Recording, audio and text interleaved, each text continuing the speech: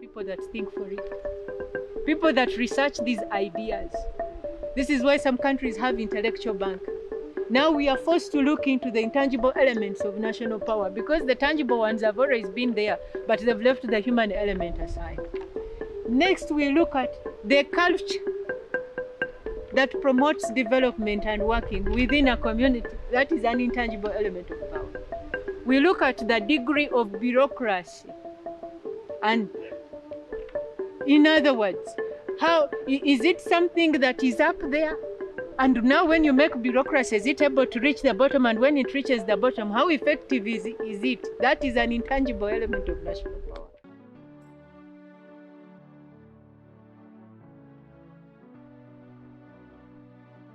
The last time I talked about the elements of national power, and I talked about the intangible elements of national power. One of the most powerful of all the elements of national power is intellectualism. Intellectualism is something that you don't see, so it is an intangible. You can't kind of grab it like you say GDP, gross national product, or gross domestic product. But intellectualism has shaped literally the world. The simplest demonstration is this, that what you think, the thought that you have, you create it. And everything, even if you're to say a phone, was once a thought. And that is the power of intellectualism. In terms of intellectualism, we have to look at 3 dimensions of intellectualism. Consciousness is one type of intellectualism, and the conscience that someone has. And then we also have to look at issues regarding how much knowledge you've acquired. This is the process of education. And then we also have to look at creative and innovative intellectualism, which is based on science that observes phenomenon, is able to predict phenomenon, is able to understand phenomenon, certain subject matter. And when we look at those 3 angles, human science will deal with consciousness, awareness. How much are you aware? And how much in this awareness are you working on to making your life in a better condition than the world in which you live? When we look at intellectualism in terms of creative, innovative intellectualism, we are looking at systems that make the world. What are these systems? Monetary systems. They come with the production process of economics. They also come with systems of governance. And one of the most fundamental elements we've considered intellectualism about has been in 1789 and 1848. Within just that period of 60 years, 1789 and 1848, we've had words, mere words, that produced thoughts, and which thoughts produced actions, and which actions actually produced systems. And these words were proletariat, Renaissance, revolution, industry, engineer, socialism, market, production, bourgeoisie, middle class, tax-based system, amongst others. So all the words that we are talking of were sparked off by the Renaissance, and these became activities actually, market economies. And they produced what we see today as the system on which we are moving within the world. And these words, which are really mere words to a common person, they were sparked off by the Renaissance. Intellectual thinkers who observed human nature, the pattern of a human being, and some of these are Nietzsche, Friedrich Nietzsche. Friedrich Nietzsche talked about the nature of a human being. Having come at that time of revolution and Renaissance, during the time when we were having the Industrial Revolution, middle class, the industry, the machine, all these, railway, all these were just mere words. And when Nietzsche came in, he was trying to explain to us what the society in that time that created this was all about. He talked of the innovativeness of a mind, the mundane life of a human nature and a human being. And he started talking about a concept called nihilism, where people were just living in the moment, but not much regard for what would be in the future, not so much regard of what was in the present. So he was talking about life which is absurd, where there was no meaning. Life was suffering. So if you want meaning in life, you have to suffer. And suffering and happiness meant overcoming whatever you're suffering from. So you had to create as many problems as possible in order to overcome the suffering that you were going through. And that is when you'd be happy, overcoming problems one after another. And this is the world in which we live. But the world we live in terms of that thought has also produced the culture that we believe in. The culture of where we are like, we don't care. Our state of invention is what is most meaningful to us. The issue of money is what makes a lot of sense to us. So it has made us not conscious in as far as we've concentrated on the type of intellectualism, which is creative innovativeness. And the consciousness has run away. What kind of world are we in? What is it doing for us? Those questions we haven't really asked. We are simply chasing the state and rate of invention to a point that we've left the human being behind. And that is how powerful intellectualism is. We can wait, but I divided it into three. The conscious, creative, intellectual innovations, and then I talked about an education.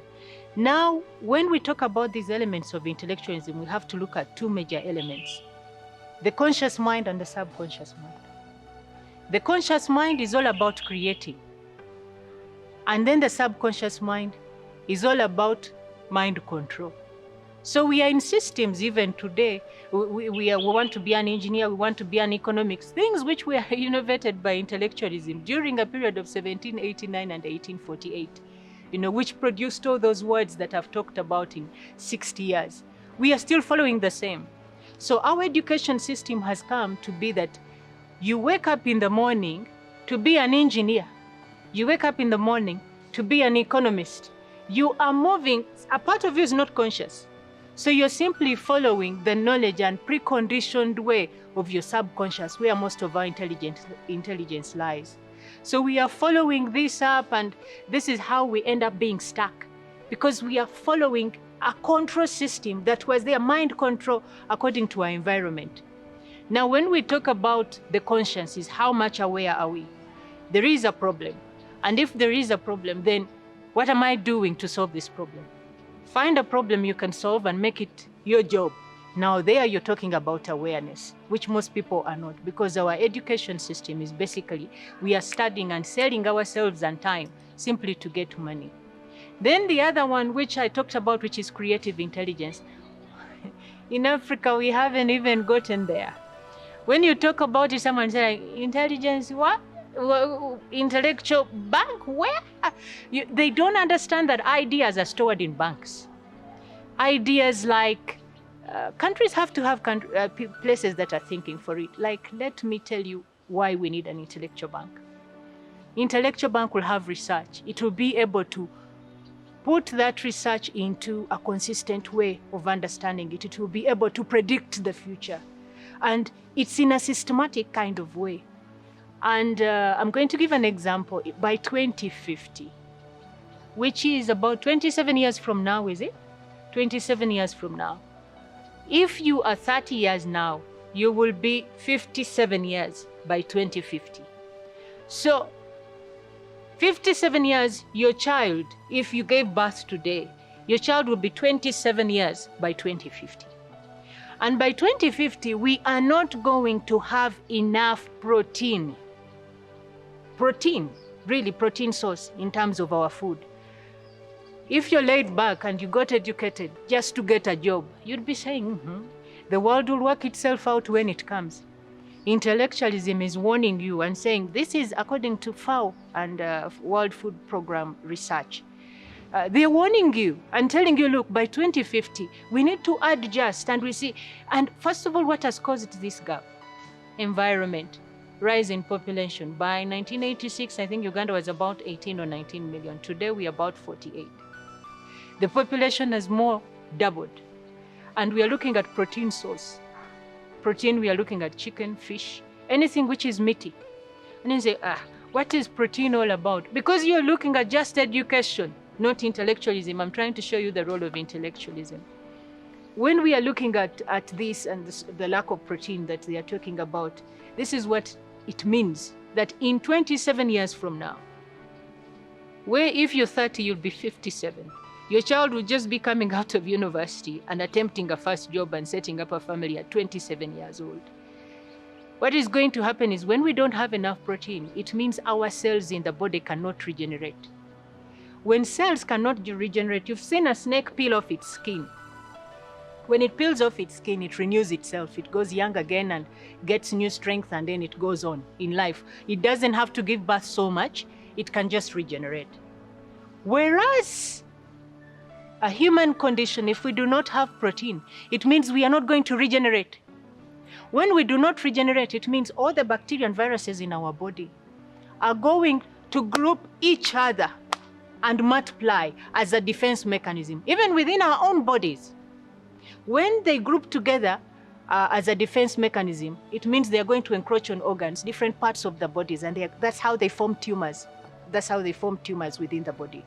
Meaning that by the year 2050, if we do not have enough protein, it means all our cells in our body are not going to be able to regenerate. Then the bacteria in our body that help us and help our body integrity, they are going to be cancerous cells.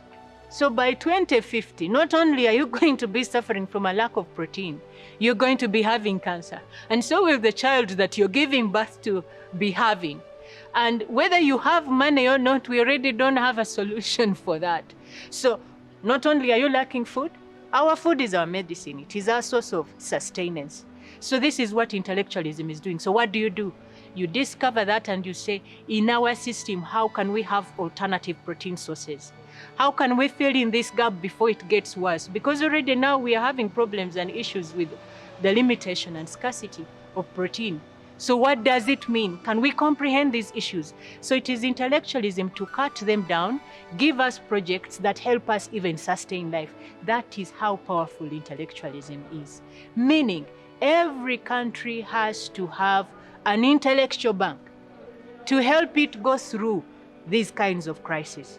They have to design systems that say, okay, we are going to have this problem, so let's go about it this way. And then they work affirmatively in making sure they preserve their own generations. As if that is not enough, the modern trend has also made it a bit difficult. They've brought in issues of having to work very, very much. And as you work very much, you find that not many people are affording to give birth to as many children as before. So even if we were to survive the protein by 2015 and we have made an alternative, you'll find that the younger generation after 2050, if you have a child now and they will not be giving birth. By 2030, 45% of women will be single and they will not be getting married. And they will not be having children. And so will men. Each is good, meaning almost the lifestyle will be not to get married because of the kind of lifestyle that is going on, the pressures of the economics. So when you put all these things together, it is the intellectualism, intellectual banks that are supposed to give us a way of how we go through all these ways. Honestly, not to think about how you're going to pass through certain hurdles, not to think about that life has any problems is a problem, really. You can't have a brain and not use it. Let me tell you, an intellectual bank, let me give you the smallest example. It's like having a watchman to keep you safe from all kinds of trouble inside your house. Should this watchman sleep, then you're doomed. You have nobody to warn you about what is coming, how to protect yourself. And this is exactly what is happening, in as far as we are concerned. And that is the job of intellectualism. Collecting statistics about GDP, collecting statistics about the status quo is not the same as intellectual banks. We are collecting data so that we are able to plan and utilize the money we have in order to, but we are not predicting the future. We are not solving problems of what is facing us as a nation. We are not even coming up with systems of what projects we must do. We are trying to have data so that we know how do we spend the revenues that we are collecting. Which areas need it more than the other? We are basically not using our brains in areas that really help human advancement and sustenance.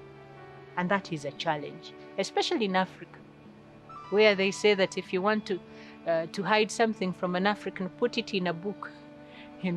They will not read it. So this is the biggest challenge that we have.